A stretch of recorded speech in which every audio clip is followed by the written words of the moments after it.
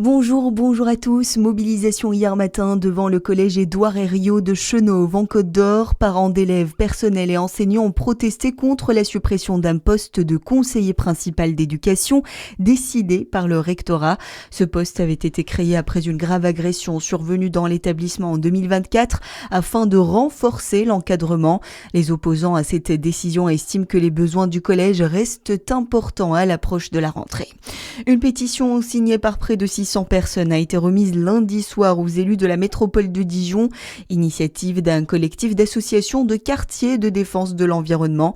Et c'est une nouvelle fois le plan local d'urbanisme qui est remis en cause. Val-de-Marne-de-Lage. Oui, le PLU, c'est ce document qui présente le projet d'un territoire. Il fixe notamment les orientations en termes d'aménagement et d'habitat. Il sert par exemple de référence au moment de délivrer un permis de construire. Eh bien, à Dijon, un collectif né en 2019 pointe régulièrement les orientations de la métropole.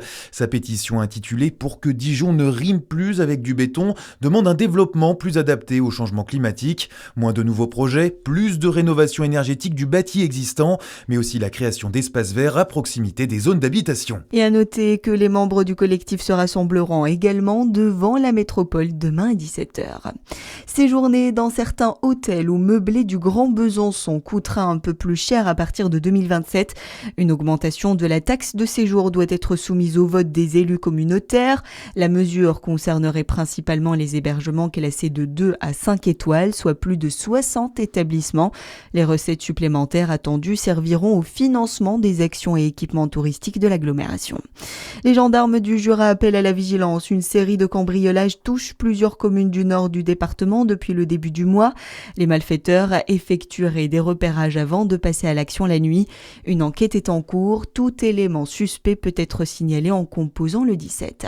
L'actualité aujourd'hui, c'est aussi la chaleur et ses conséquences. La Côte d'Or et la Saône-et-Loire sont concernés par 2 vigilances, rouge pour la canicule et orange pour les feux de forêt.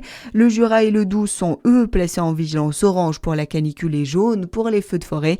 Au total, 58 départements sont en vigilance rouge aujourd'hui partout dans le pays.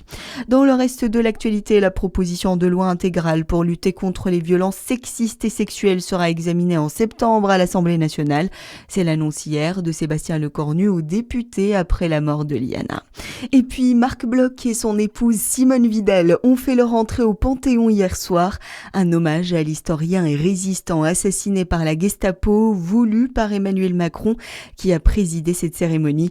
Le président a salué un défenseur ardent et inlassable de la laïcité, tout en évoquant lors de son discours ses enseignements qui nous obligent. Voilà pour l'actualité.